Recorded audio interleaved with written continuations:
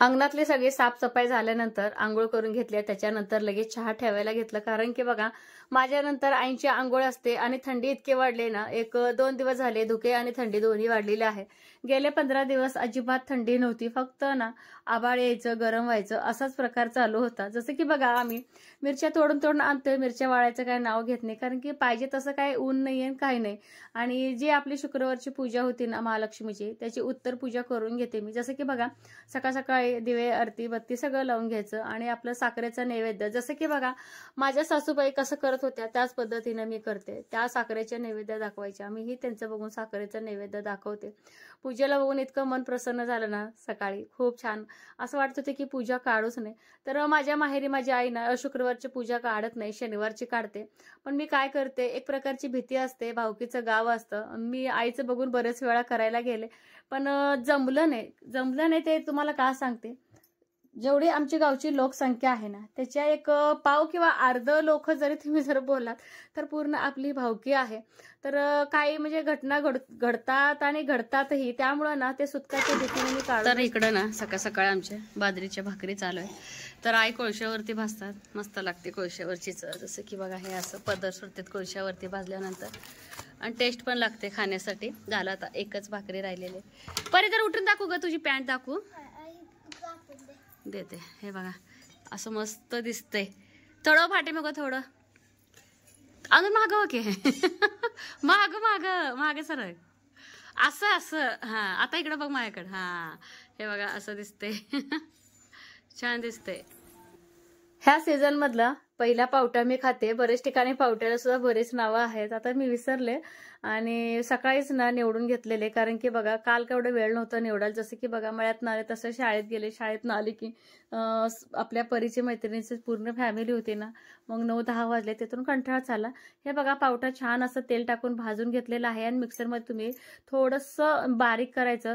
तुम्हाला खलबत्त्यात आवडत असेल तर खलबत्त्यात पण करून घ्या. अख्ख्या पावट्याची भाजी करत असतात अख्खेही करा, फक्त इतकंच की अख्खे पावटा केला की भरपूर असं शिजवावं लागते, आणि पावटाही त्याला भरपूर लागतंय. पावटा जर कमी असेल ना तर तुम्ही असं मिक्सरमधून थोडंसं फिरून काढू शकता. तेल, जिरे, मोहरी, भरपूर असा कांदा, टोमॅटो, पावट्याला तुम्ही कांदा टोमॅटो अगदी बारीक चिरून भरपूर टाका, आणि ग्रेव्ही करून टाकलं तर पण खूप छान ही भाजी होते. तर मी चिरूनच टाकलेलं आहे. दररोजचे मसाले, काळा तिखट, धना पावडर, जिरा पावडर, मीठ, हळद, लसूण, खोबरं, आलं हे सगळं मिक्स करून असं घेतलेलं आहे. कट यायला पाहिजे ना, कट यायला पाहिजे म्हणून जे आपले मसाले आहेत ना चमच्यानेच थोडंसं बारीक करून घेतले, जेणेकरून टोमॅटो कांदा अगदी व्यवस्थित शिजला जातो. थोडंसं पाणी घातलेलं आहे पावट्याला मी, थोडं गरम पाणी करून घेतलेले. तर गरम पाणी किंवा गार पाणी जेव्हा तुम्ही ह्या मिश्रणात घालता, तेल सुटोस तर आपलं हे पाणी झालं की लगेच ह्याच्यामध्ये बघा आपलं पावट्याचं मिश्रण घालायचं. सुकं करायचं असेल तर अशा पद्धतीने करू शकता. मला रस्सा भाजी करायची आहे ना, गरम पाणी घालून ही बघा आपली रस्सा भाजी. तर खूप छान असं कट आलेलं. जेव्हा आपण मसाले भाजतो त्यावेळेस थोडंसं पाणी टाकलं ना त्या फोडणीमध्ये, कट खूप छान येतो, आणि खरंच सगळ्यांना पावट्याची भाजी आवडते, जसं की मला सुद्धा खूप अशी आवडते. सकाळचे वाजलेत बघा 10. तर सगळी कामं करून मग बोलाय म्हटलं, जसं की आज खूप गडबड होती. सई गेली एसटीनं पुढं शाळेत, तिचं आज गॅदरिंग आहे. तर किती दिवस प्रॅक्टिस घेतात काम आहेत, आज फायनल गॅदरिंग आहे. तरी पण सगळ्या मुलांना लवकर यायला सांगितलंय. तर मी जाणार बघा 1-1:30 वाजता. माझे एक चुलत जाऊबाई आहे, तर ती म्हणाले की चला आपण म्हणजे रिक्षानं जाऊया, रिक्षानं. त्यामुळे म्हणलं ब्लॉग करत बसण्यापेक्षा पटापटा कामं, जसं की कालचं पूजा तुम्हाला तर माहिती आहे, जेवढं पूजा करायला वेळ जातो तेवढं व्यवस्थित काढायला वेळ जातो. अगदी व्यवस्थित असं सगळं ठेवावं लागतं. प्लस परत सगळं घर झाडून फरशी वगैरे पुसून घेतली, सगळा स्वयंपाक झाला, धुणं भांडी सगळं झालं. म्हटलं आता चला बोलावं. आणि शेळीचं पण परत एकदा सगळं स्वच्छ करून घेतलं, चारा पाणी केलं त्याला. आणि लक्की आहे ना, तर त्याला थोडेसे बारीक पिसवे दिसायला लागलेत. जेव्हापासून आम्ही त्याला सोडले ना तेव्हापासून ना दिसत आहेत आईना. मग म्हटलं चला गरम पाणी करावं. त्याला आधी गरम पाणी केलं, आणि आता त्याला गोड भरून रस्सी बांधलेली आहे. धुवून देणार नाही, पण आज त्याला धुणारच आहे. त्याच्या साबणाने सुद्धा धुणार आहे, आणि परत ती पावडर पण लावायची आहे. सुरुवातीला पावडर लावतो, मग त्याला धुणार, मग साबणाने. सहज लक्ष गेलं, सुंदर असं गुलाब आलेलं आहे गार्डनमध्ये. परी म्हणते की आई या शाळेला जाताना ना तर तू छान एक पोनी घाल, तुझ्या पोनीमध्ये गुलाब लावूया, कारण की आम्ही दोघी सारखं लावतो, ते गुलाब कधी घेत नाही.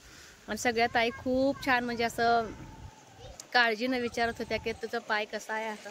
तर माझा पाय ना आता खरंच छान आहे. वेळेत दवाखाना केला त्यामुळे पटकन कमी झालं. आणखीन पण गोळ्या आहेत तर सगळ्यांना खरंच खूप धन्यवाद माझी काळजी केल्याबद्दल.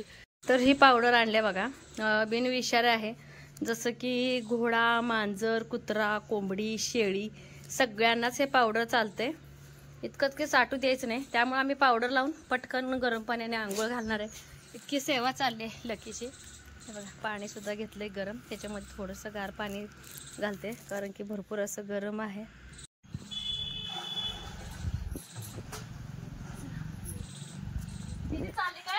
हो गीत आहे. ही काय दिसते काय? ही काय माग सगळ्यात मागच्या विंडो मध्ये पाकिट आहे का असं? तुला आंघोळ घालायची ना तुला. आणि लकीसाठी ह्यांनी साबण आणलेलं बघा, स्टिक हे साबण आहे. तर ह्या साबणाने परत मी धुवून घेते. हे बघा अशी पावडर असते भुकटी. अरे परिसरात वाऱ्या नांगवर अशी पावडर लावायची. आधीच खराब आहे मग त्याला त्रास होत असणार आहे ना. थांबा आपण सगळ्यांना पिसवा कसला असते दाखवूया बरं. पळत गेलं बघ ही पिसवा मीच पहिल्यांदा बघितलं. पाण्यात उडून पडले म्हणजे किती पावडर विषारी असेल. पर लांबसर कांगावर येईल आपल्या. लांब सरक सर. पाण्यात उडून पडले.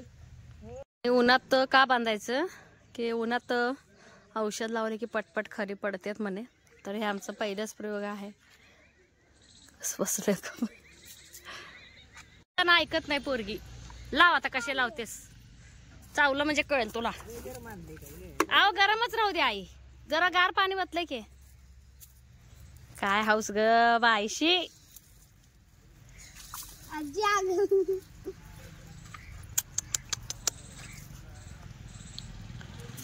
ती बी गप बसलय. ए लाव पटपट. स्वच्छ हात धुवायच बरं तुला आत्ता सांगते. घाणरडे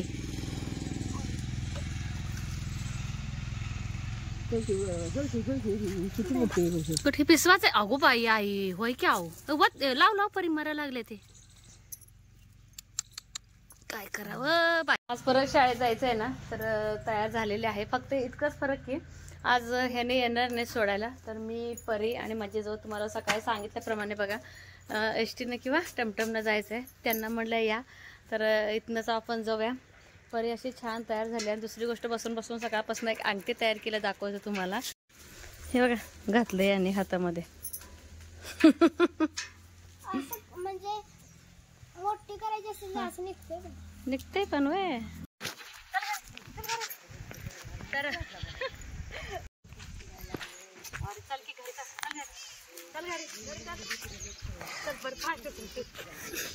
अरे काय वेडासारखं करतोय. लकी बघा मागं लागलाय. कुत्रा रे पुढं. चल घरी. मार नको जा घरी. दुसरी कुत्रा चावत्यात नको म्हणताना येतोय. लांब आलोय मागच यायलंय पण चकाचक दिसालय. आंघोळ करून स्वच्छ दिसालय खरं लकी. पण जाय ना घरी जाय ना आमच्या लकी.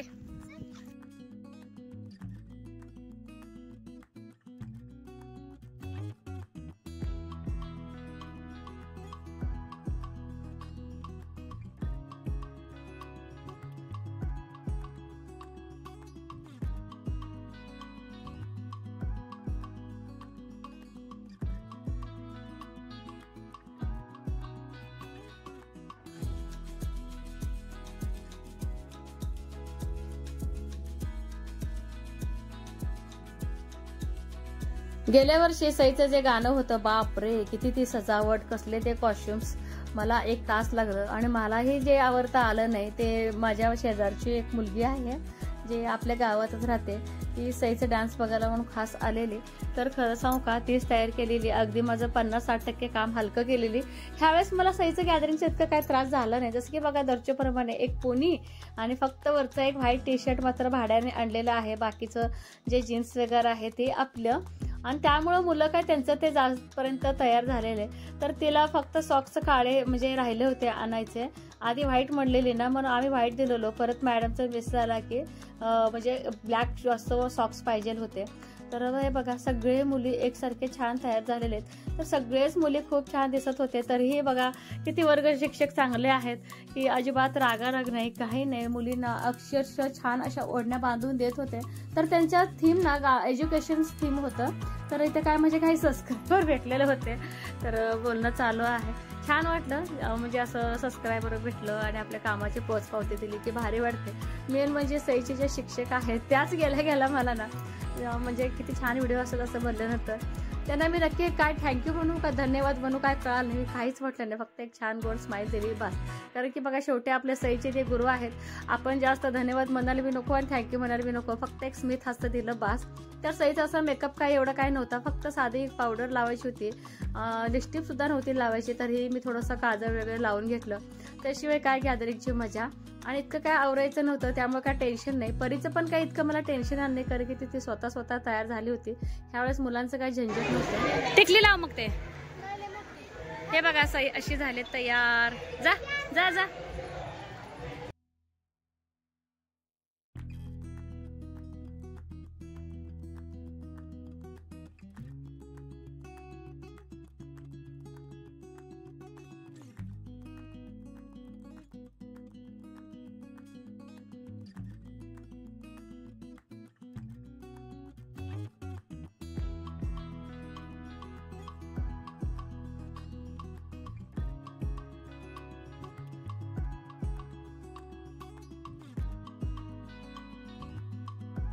सईचं गाणं अशावर आधारित आहे. हिंदी गाणे तर खूप छान होते. तारे जमी पर मधलं होतं. परत असे 3-4 छान छान गाणे होते. फक्त थीम काय बाल कामगारांना म्हणजे कामगार म्हणून तुम्ही असं वापरू नका. जेव्हा तुम्ही असं भांडे घासायला लावता घरात मुलांना शाळा सोडून किंवा रस्त्यावरची जी कामं असतात, जसे की बघा प्रत्येक विद्यार्थ्यांच्या हातात एक एक पोस्टर आहे.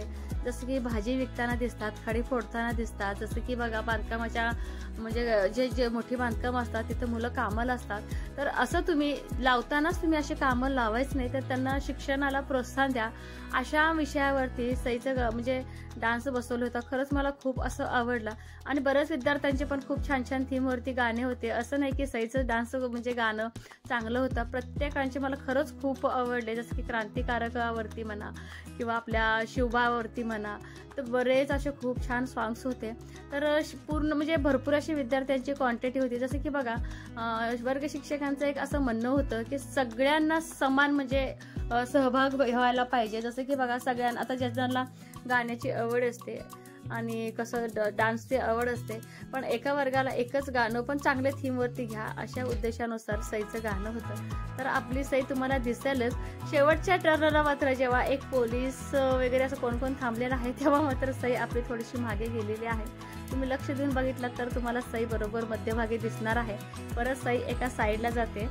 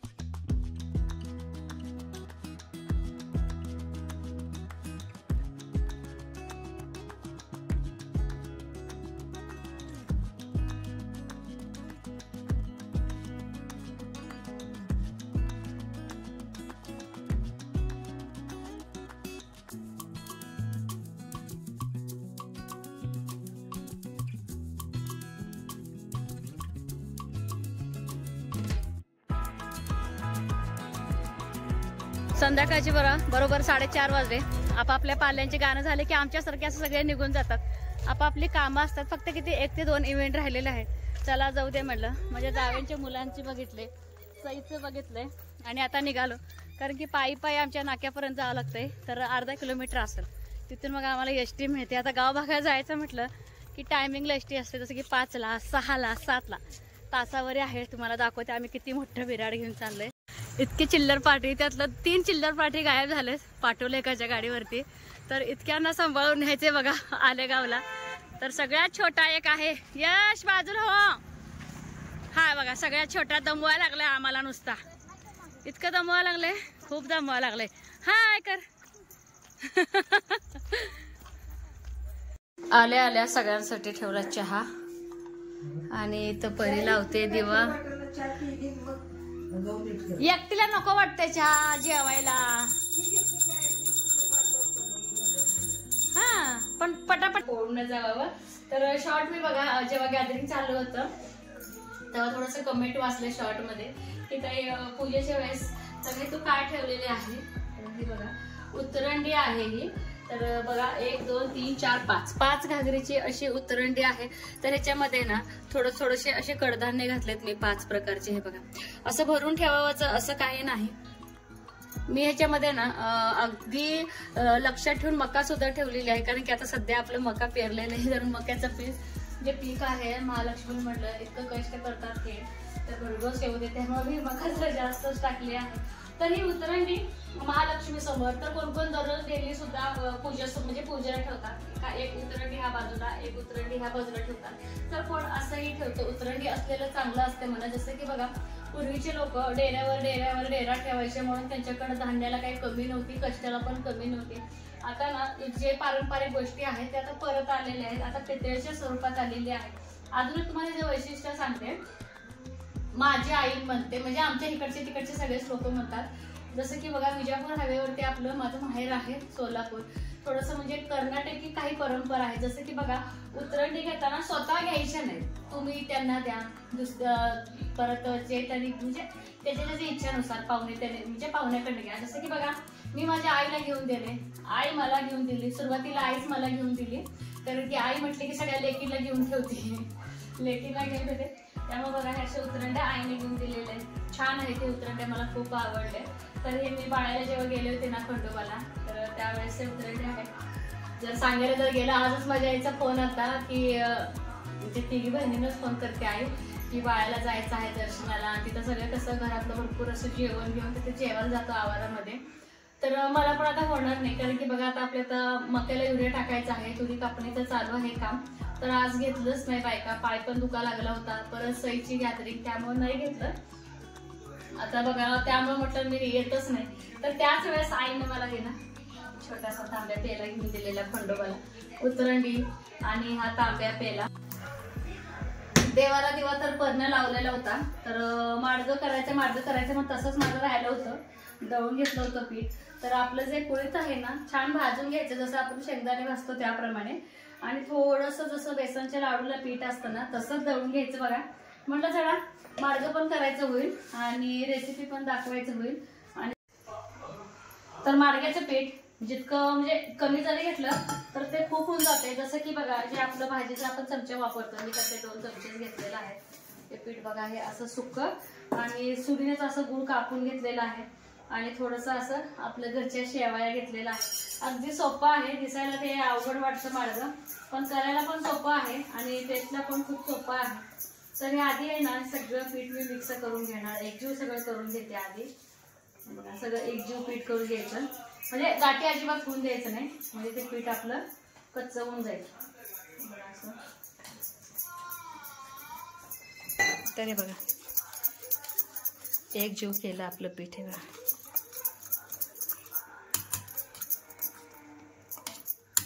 हे असं शिल्लक राहतं पीठ. हे बघा चला तर मग मी आता चूल पेटवते आणि पटकन रेसिपीला सुरुवात करते. लगेच भाकरी आणि भाजी पण बनवून देते कारण की सईपरी दोघेही भुक्याच आहेत त्यामुळे स्वयंपाक लवकरच चालू करणार आहे. चूल पेटवून पिठाच्या अंदाजानं पाणी ठेवलं आणि पाणी थोडंसं गरम होत आल्यानंतर किसलेला गूळ टाकला आणि त्याच्यामध्येच आपल्या शेवया हाय असं कच्चच टाकून द्यायचं आणि छान शिजून द्यायचं आणि चांगली उकळी फुटून द्यायचं. उकळी फुटली की लगेच किती ढिगार येते?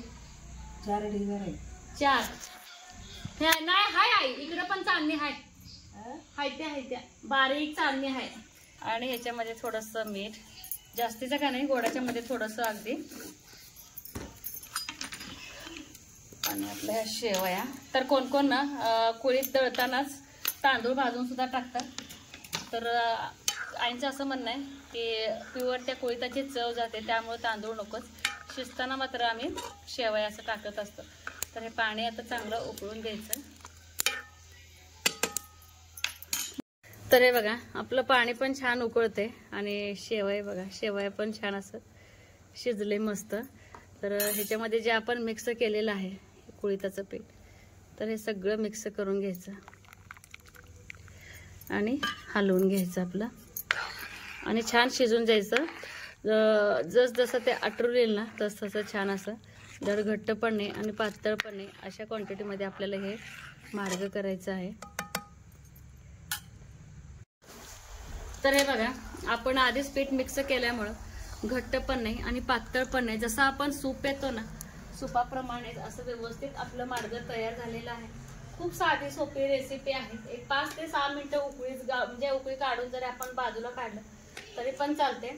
कोणाकोणाला असंच प्लेटात किंवा वाटी चमच्याने घेऊन खायला आवडते, तर कोण ह्याच्यामध्ये दूध घालून पेते. जसं की बघा मला दूध घालून आवडतंय, आईनं आमच्या दूध घालून बिलकुल आवडत नाही, आई असंच गरम गरम पेतात.